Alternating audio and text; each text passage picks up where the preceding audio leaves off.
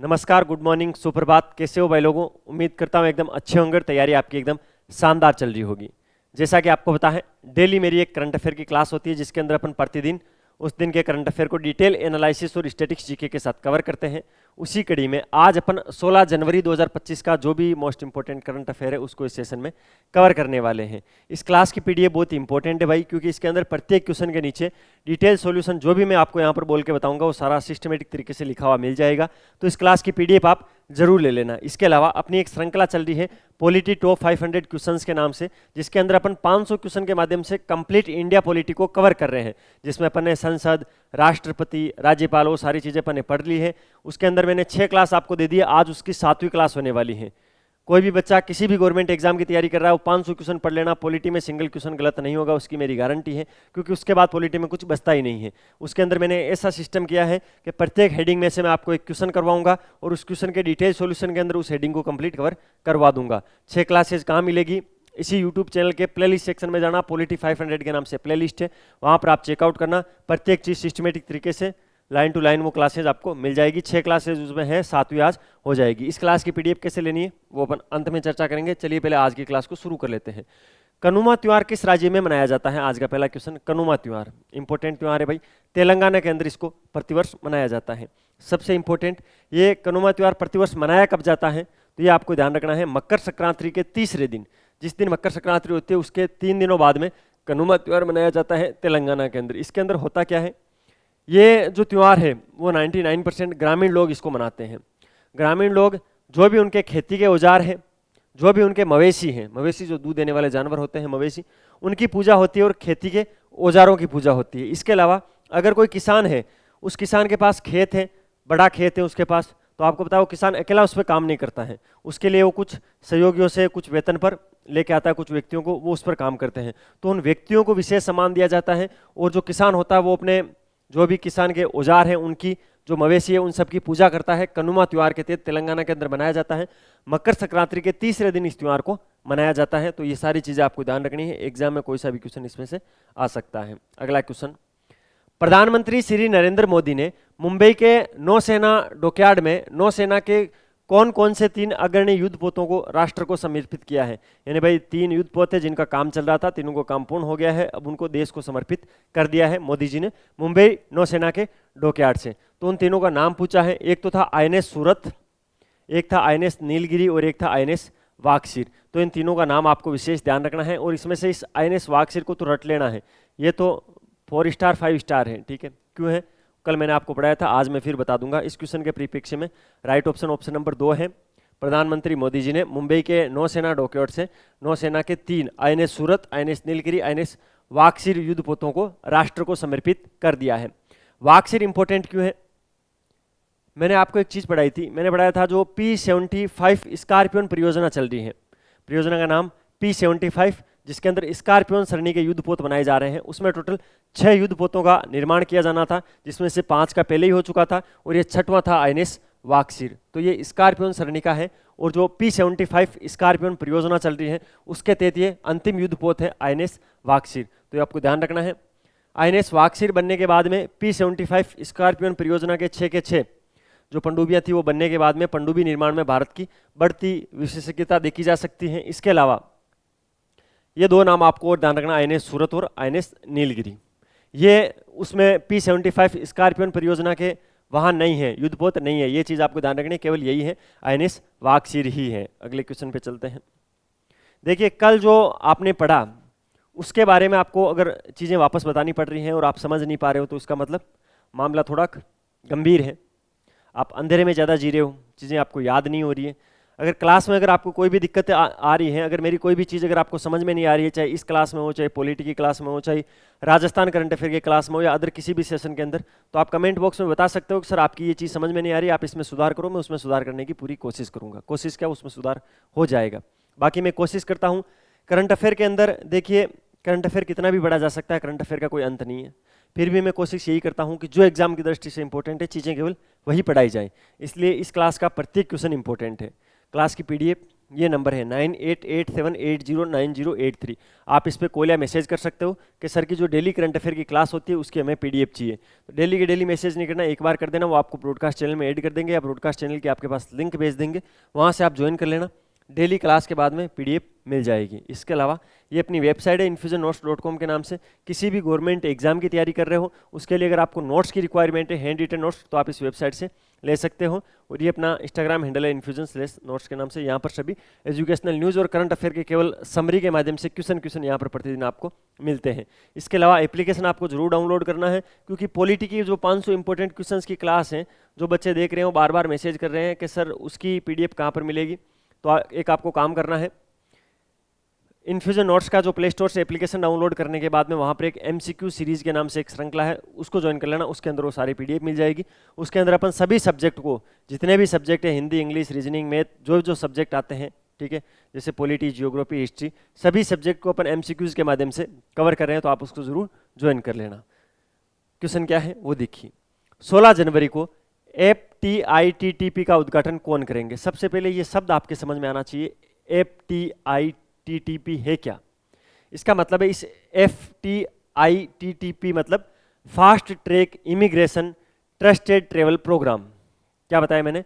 Fast track immigration. Fast track immigration का मतलब तो आप समझते हो, आप कहीं विदेश जाते हो या कोई विदेशी भारत में आता है तो उसका एयरपोर्ट पर इमिग्रेशन होता है, ठीक है। वहाँ पर आपके पासपोर्ट वगैरह चेक किए जाते हैं, पासपोर्ट पर आपका ठप्पा लगाया जाता है कि आप इस देश में एंट्री ले रहे हो या इस देश से एग्जिट कर रहे हो। तो आपको पता होना चाहिए इसको क्या बोलते हैं, इमिग्रेशन बोलते हैं। इस इमिग्रेशन सिस्टम को फास्ट करने के लिए इस योजना को शुरू किया गया है, जिसका नाम क्या है, fast track immigration trusted travel programme. इसकी फुल फॉर्म मैं बता रहा हूँ, ट्रस्टेड प्रोग्राम। ये दिख रहा है, इमिग्रेशन आएगा मतलब immigration, fast track immigration trusted travellers programme, ठीक है। इस एक एक शब्द का मतलब है इसके अंदर, ठीक है, ऐसे ही नहीं लिखा है मैंने। अच्छा, आज इसका उद्घाटन होने वाला है। इसका उद्घाटन कौन करेंगे, इस क्वेश्चन में ऐसा पूछा है, तो अमित शाह जी करेंगे। गृह मंत्री वर्तमान में अमित शाह, ये करेंगे। कहाँ पर होने वाला है प्राइमरी तौर पर? तो एक तो मुंबई, चेन्नई, कोलकाता, बेंगलोर, हैदराबाद, कोचीन, अहमदाबाद हवाई अड्डों पर ये होने वाला है। 7 जगह इसका आज उद्घाटन हो जाएगा, ठीक है, fast track immigration trusted travel programme का। इससे होगा क्या, जो विश्व स्तरीय इमिग्रेशन सुविधाएं होगी वो जल्दी मिलेगी, जो अंतर्राष्ट्रीय यात्रा है वो सहज और सुरक्षित हो जाएगी। इसके बाद में अगर ये सफल होती है तो अपन 21 प्रमुख हवाई अड्डों पर इसको लागू किया जाएगा। अभी 7 पर किया जा रहा है, फिर कितने पर, 21 हवाई अड्डों पर इनको लागू किया जाएगा। और इस योजना का शुभारंभ कौन कर रहे हैं, उद्घाटन कौन कर रहे हैं? अमित शाह जी इसका आज उद्घाटन कर रहे हैं, ठीक है। आज 16 जनवरी है तो आज इसका उद्घाटन अभी होने वाला है 1 घंटे बाद में। चलिए अगला क्वेश्चन, केंद्र सरकार ने कितनी नई CISF रिजर्व बटालियनों के गठन की मंजूरी दी है? सबसे इंपॉर्टेंट क्या है इसके अंदर, ये तो करंट के दृष्टि से इंपॉर्टेंट है। स्टैटिक्स में इंपॉर्टेंट ये है, अगर कोई भी SSC GD की तैयारी कर रहा है या अदर किसी आर्मी वगैरह बेल्ट की सर्विस की तैयारी कर रहा है तो उसके लिए ये पता होना चाहिए CISF की कितनी बटालियन आज तक है इंडिया के अंदर। ये 2 नई जोड़नी है।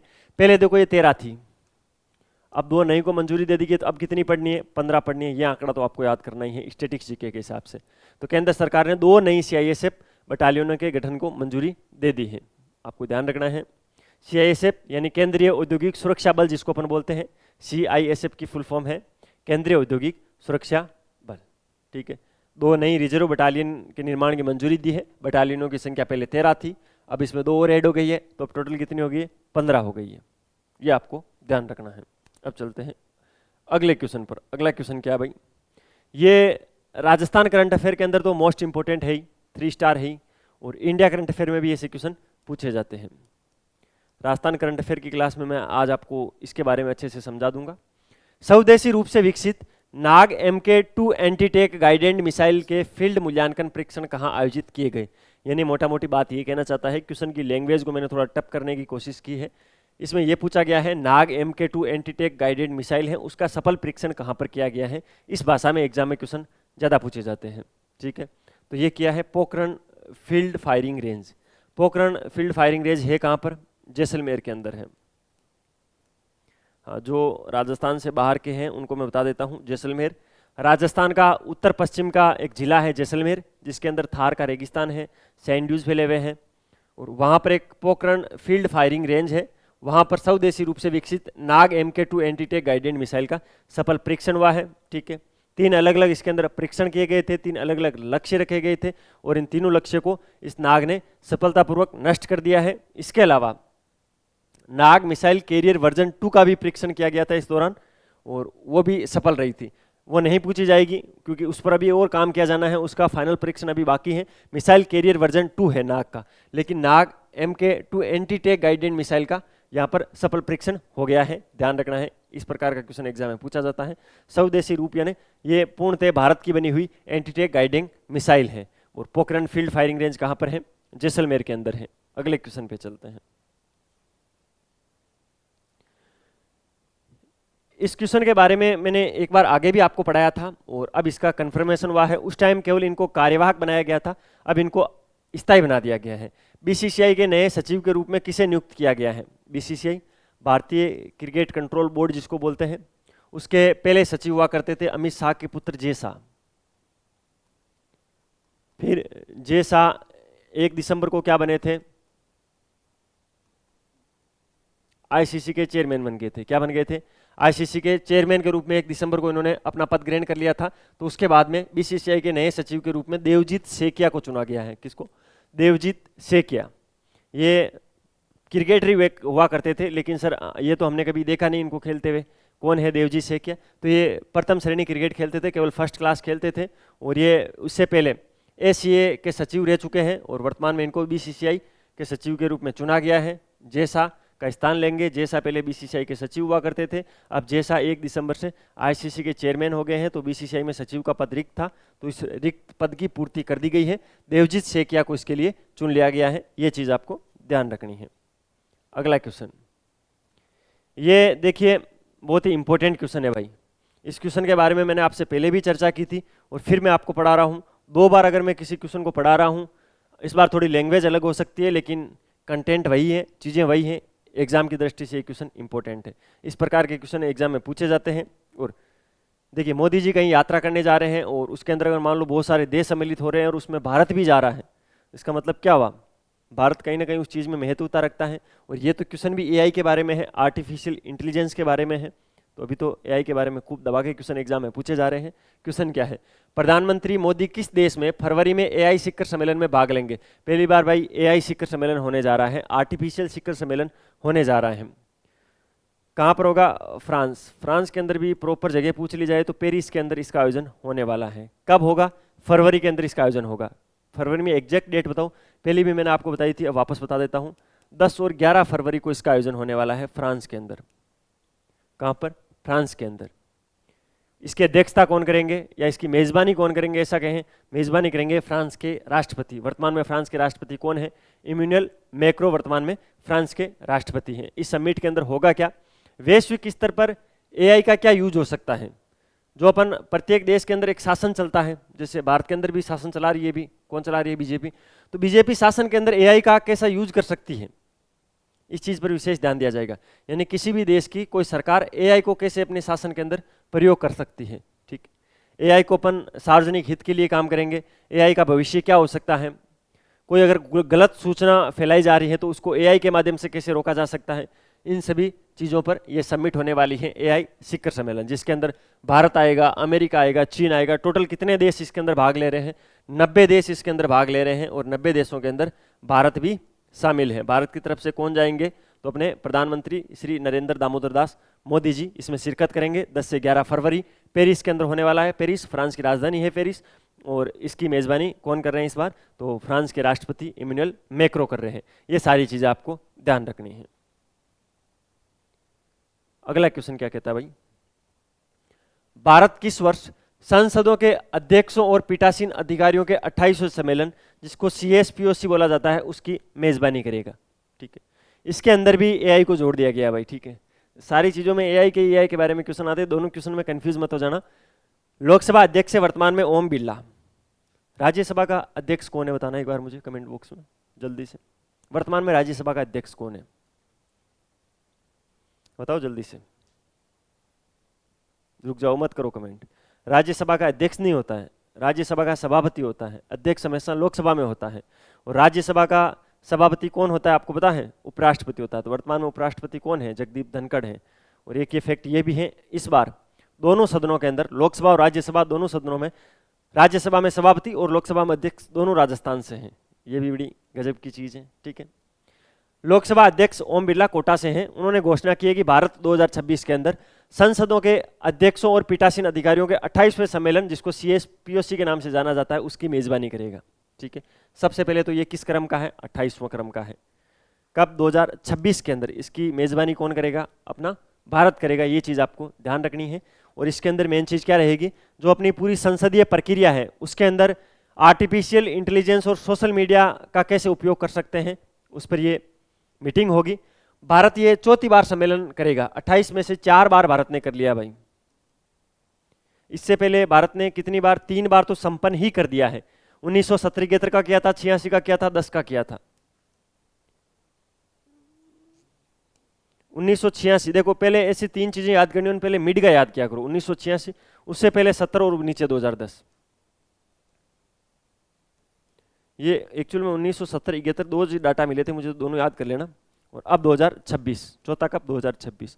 तो 4 बार भारत ने इसकी मेजबानी कर दी है CSPOC की। और इसके 28वें सम्मेलन की मेजबानी भी भारत ही करेगा। कब? 2026 के अंदर। और इसकी घोषणा किसने की है? ओम बिरला जी ने, जो कि वर्तमान में क्या है? लोकसभा के अध्यक्ष हैं। तो भाई इसके आगे कोई क्वेश्चन है क्या? एक बार देख लेते हैं। नहीं है। ये था भाई 16 जनवरी 2025 का मोस्ट इंपोर्टेंट करंट अफेयर, जिसको मैंने डिटेल एनालिसिस और स्टैटिक्स जीके के साथ कवर करवाया। अगर आपको वीडियो की क्वालिटी, कंटेंट की क्वालिटी और मेरी मेहनत अच्छी लग रही है तो लाल वाला बटन दबाकर चैनल को सब्सक्राइब करना, बेल वाला आइकन जरूर प्रेस करना। उससे क्या होगा? नई वीडियो की नोटिफिकेशन सबसे पहले आपको मिलेगी और मुझे मिलेगा मोटिवेशन। अच्छे अच्छे कमेंट किया करो, जिससे मुझे अच्छा लगता है। और PDF कैसे मिलेगी वो सारा प्रोसेस मैंने इस क्लास के मिड में ही आज आपको समझा दिया है। तो वहाँ से आप PDF जरूर ले लेना और इन्फ्यूजन नोट्स के नाम से जो अपना एप्लीकेशन है उसको डाउनलोड कर लेना। मिलते हैं कल फिर नए सेशन के साथ। तब तक अपनी तैयारी जारी रखो, अपने स्वास्थ्य का ध्यान रखो। Take care. जय हिंद।